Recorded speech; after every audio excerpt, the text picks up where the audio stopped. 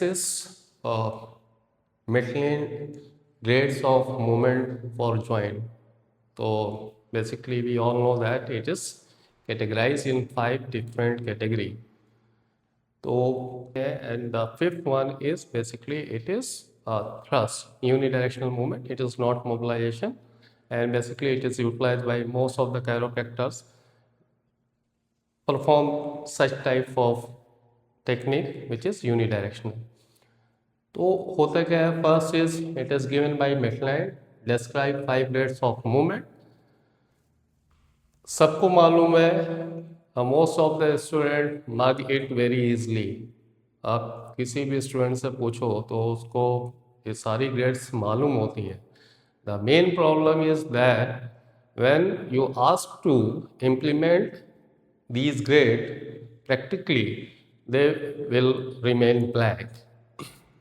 तो सबसे पहले इस चीज़ को इजी करने के लिए हम लोग ग्रेड्स डिस्कस करते हैं. This figure is showing different grade.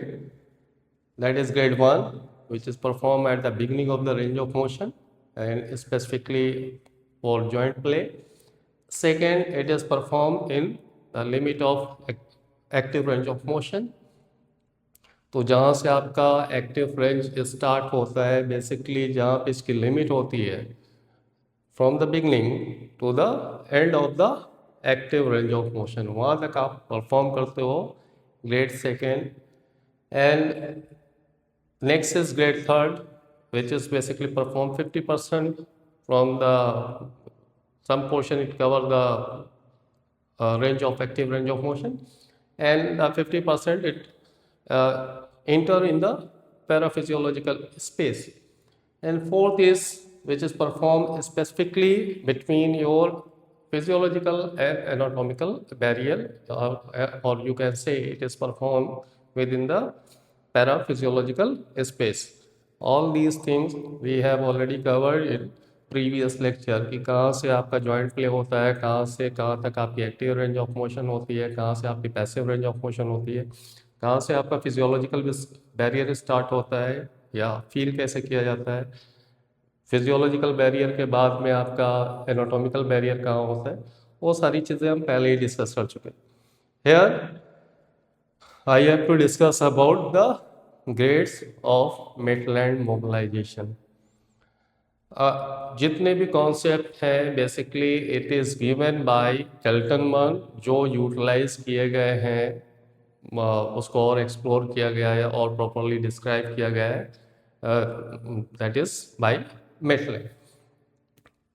आपका केल्टनमैन में बेसिकली 3 ही ग्रेड्स होती हैं, वहाँ पे ऑसिलेशन जैसा कुछ होता नहीं है, सिंपल सा वहाँ पे 3 ग्रेड होती हैं, loose and tighten and straight.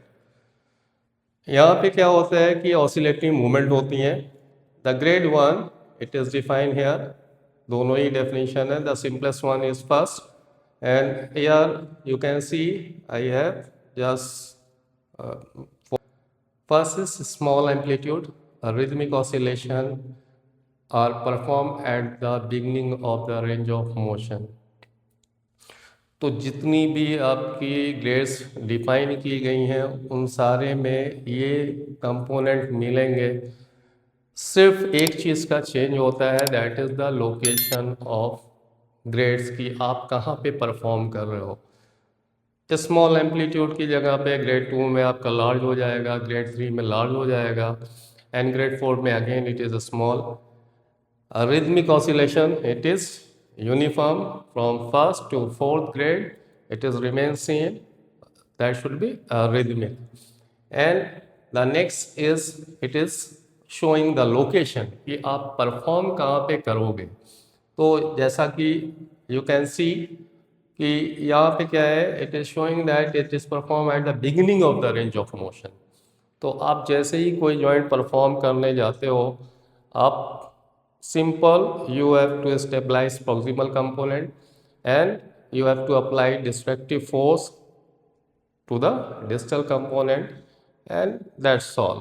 Means आपने जैसे ही पकड़ा and you have to start a small amplitude rhythmic oscillation, बहुत ही small रेंज में होता है. सेम दूसरी भी डेफिनेशन वही है, a small amplitude movement performed at the beginning of the range of motion.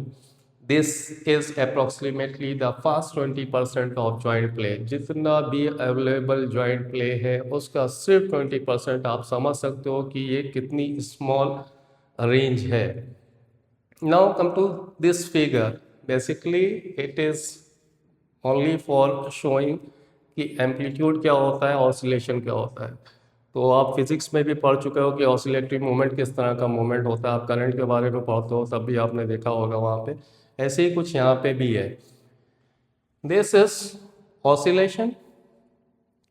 ये क्या रिप्रेजेंट कर रहा है कि यहाँ पे एक सर्टेन इंटरवल के बाद में वेव्स बन रही हैं, एक यूनिफॉर्मिटी है. So it is a uniform oscillatory movement. मतलब क्या है, जनरली जब हम परफॉर्म करने जाते हैं तो कभी हमारा रिदम ऐसा होता है, कभी ऐसा ऐसा होता है, कभी फास्ट होता है, कभी स्लो होता है, कभी रेंज ज़्यादा हो जाती है, कभी एम्पलीट्यूड ज़्यादा हो जाता है. And basically we become perfect और we may perfect only with the practice. No one can perform only by reading it from the literature. कि आपने definition पढ़ी और आप perform करना start कर दोगे, ऐसा नहीं है. It is totally depends upon the practice. तो this is oscillation. आपको ऐसे ही कुछ perform करना है कि आपका जो oscillation है, जो आप बार बार मूवमेंट कर रहे हो फॉरवर्ड बैकवर्ड डायरेक्शन में, उस मूवमेंट को आप एक यूनिफॉर्म पैटर्न में परफॉर्म करो. वहाँ पे आपका कुछ ऐसे ही होना चाहिए कि एक ऑसिलेशन जैसा कुछ हो. Second thing is amplitude. This is showing the amplitude. This is showing the amplitude means तीव्रता कितना रेंज में कितना दूरी तक कवर कर रहा है, आप कितना पीछे या कितना फॉरवर्ड डायरेक्शन में मूव कर रहे हो, that is amplitude. And again इस पर भी कंट्रोल नहीं होता जब आप परफॉर्म करते हो. कभी एम्पलीट्यूड लार्ज होता है, कभी स्मॉल होता है, कभी लार्ज होता है, कभी स्मॉल होता है. तो इसको भी आपको यूनिफॉर्म करने के लिए प्रैक्टिस की रिक्वायरमेंट होती है. तो दो कंपोनेंट आपके कवर हो गए. It is only for understanding कि एम्पलीट्यूड क्या होता है, ऑसिलेशन क्या होता है. ये सीन हमारे दिमाग में नहीं बन पाता. Most of the student are not remain able to imagine this figure and उनको प्रैक्टिकली परफॉर्म करने में भी प्रॉब्लम आती है.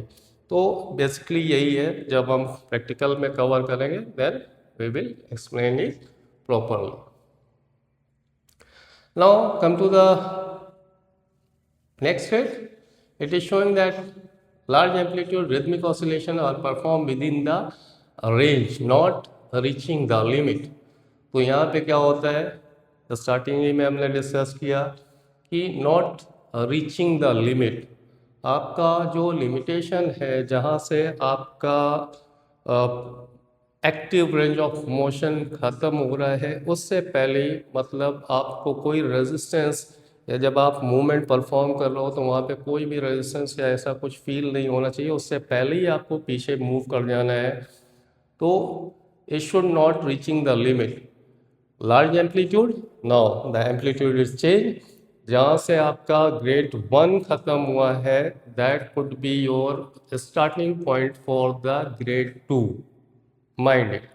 जहाँ तक आप परफॉर्म कर रहे थे, ग्रेड 1 जहाँ पे आपका फिनिश हो रहा था, ऑलमोस्ट वहीं से आपका ग्रेड 2 का स्टार्टिंग पॉइंट होगा and you will move further. Large amplitude rhythmic oscillation are performed within the range. It should not reaching the limit. Okay, same इसी का थोड़ा सा और एलोबरेटेड फॉर्म है. It is also express minus grade 2 minus and grade 2 plus. Grade 2 minus plus में क्या होता है, if the movement is perform at the beginning of this range, it is express as grade 2 minus. मतलब अगर आपका बहुत ज़्यादा एरिया नहीं कवर कर रहे, आप यहीं पे कर रहे हो, लिमिट थोड़ा ऑसिलेशन स्मॉल, एम्पलीट्यूड स्मॉल है, ऑसिलेशन यहीं कहीं पे आप कर रहे हो, बहुत बड़ी रेंज आप कवर नहीं कर रहे हो, then it is represented as grade 2 minus. And if it is taken deeply into the range, मतलब आपका रेंज यहाँ से यहाँ तक हो जाएगा, आप जो पूरी रेंज है उसके एंड पे ज़्यादा फोकस कर रहे हो, बिगनिंग पे कम फोकस कर रहे हो, then it is called the grade 2 plus. Okay, now come to the next grade, that is grade 3rd. Again it is large amplitude. Rhythmic oscillation are performed up to the limit of the available motion and are expressed into the tissue resistance. मतलब क्या है, now you are reaching or you just crossing the physiological barrier, तभी आपको tissue stress मिलेगा। मतलब आपने पहला कैसा परफॉर्म किया, सिर्फ आपने ग्रिप किया, ट्रैक किया, and then you start with small amplitude, इसी को थोड़ा सा और लार्ज में गए, then it is large amplitude but you will not feel any resistance at the terminal. The next is grade 3rd. यहाँ पे क्या है, amplitude will remain large, oscillatory movement होगी, but now you can feel the little bit resistance. Why? Because you are crossing the physiological barrier. कुछ आप penetrate करोगे physiological barrier में, और इन पे भी हम डिस्कस कर चुके हैं बहुत डिटेल में कि आप किस किस तरह का एंड फील होता है, उसके अकॉर्डिंग या किस स्ट्रक्चर में कौन सी प्रॉब्लम आती है, तो उसमें किस तरह से आपका फिजियोलॉजिकल बैरियर शिफ्ट होता है, आपका एक्टिव रेंज ऑफ मोशन कैसे लिमिटेड हो जाती है, आपकी पैसिव रेंज ऑफ मोशन कैसे लिमिटेड हो जाती है, या आपका एनाटॉमिकल बैरियर अगर शिफ्ट करेगा तो उसमें कौन सी रेंज ऑफ मोशन आपकी अफेक्ट होगी। Same way it is also represent as grade 3 minus and plus. Okay, when you vigorously perform, you can see if the mobilization knock vigorously at the end of the range, it is graded at 3rd plus. मतलब आप limit में जा रहे हो, आप physiological barrier cross करके physiological barrier के दूसरे साइड में रह रहे हो, जहाँ पे आपका एंड होता है, उस साइड में आप ज़्यादा फोकस कर रहे हो, then it will be represented at grade 3 plus. But if it nudge gently at the limit of the range, it is expressed as grade 3 minus. मतलब आप जब लिमिट में रह रहे, आप सिर्फ फील कर रहे हो फिजियोलॉजिकल बैरियर और थोड़ा सा पेनेट्रेट कर रहे हो, then it will be represented at grade 3 minus. The next is grade 4th. Again, amplitude is small, oscillatory movement रहेगी throughout 1st to 4th grade. All the grade will remain same. There will be oscillation. If it is performed, oscillatory movement is performed, then only the mobilization is possible. तो oscillation तो रहना ही रहना है। Next क्या है कि आपका amplitude again आपका grade 1 में small था एंड 4th में स्मॉल हो जाएगा। Small amplitude rhythmic oscillation are perform at the limit of available motion are express into the tissue resistance.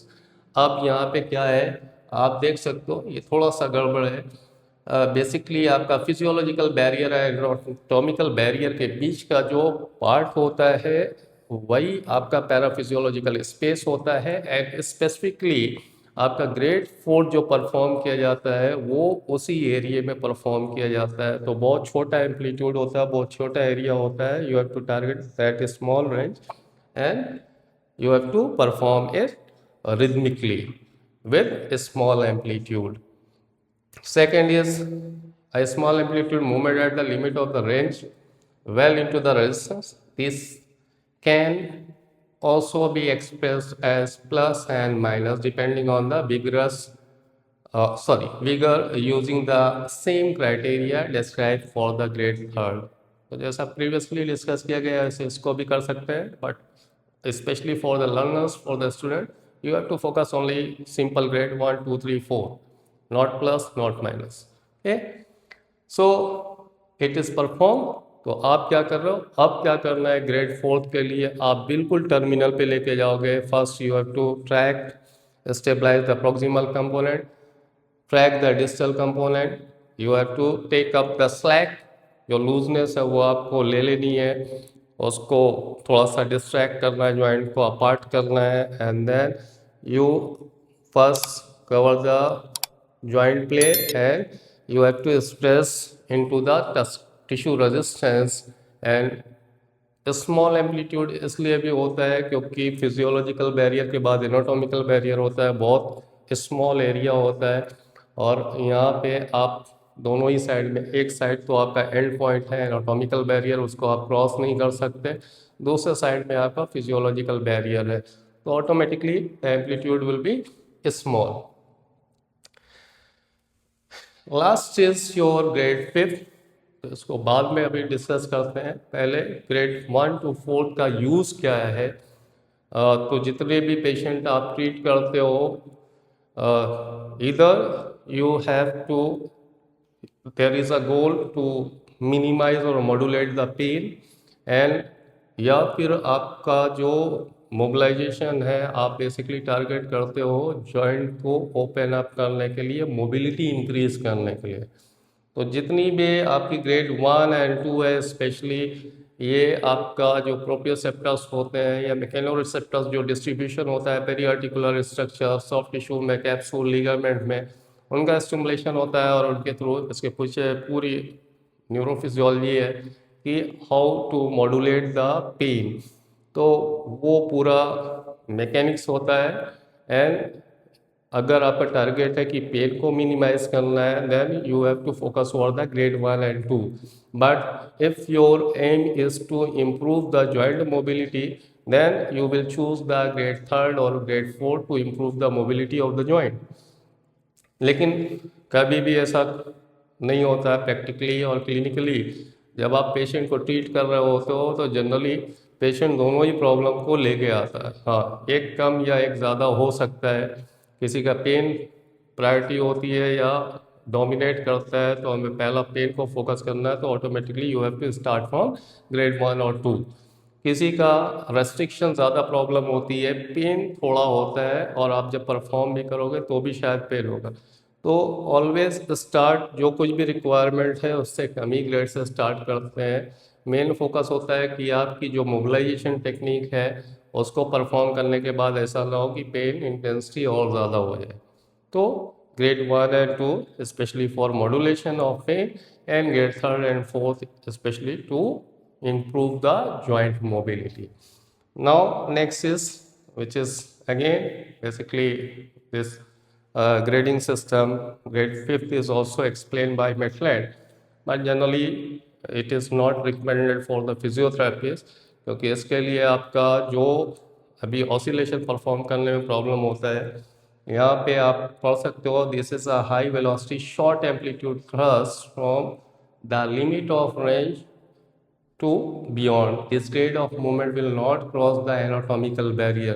The main challenge is it is single attempt, unidirectional, very small amplitude movement, बहुत छोटा होता है, बहुत controlled, जो आप perform करते हो thrust वो बहुत कंट्रोल वे में होना चाहिए, otherwise you may cross the anatomical barrier और आपका पेशेंट को फ़ायदा होने के बजाय पेशेंट को नुकसान हो सकता है। तो it's require more practice, and basically it is not recommended for physiotherapist, and the this grade is basically we can say आजकल बहुत ट्रेंड में है कैरोप्रैक्टर्स, वही परफॉर्म करते हैं कैरोप्रैक्टिस में। यही आपका यूज़ होता है कि आप यूनिडायरेक्शनल मूवमेंट परफॉर्म करते हो।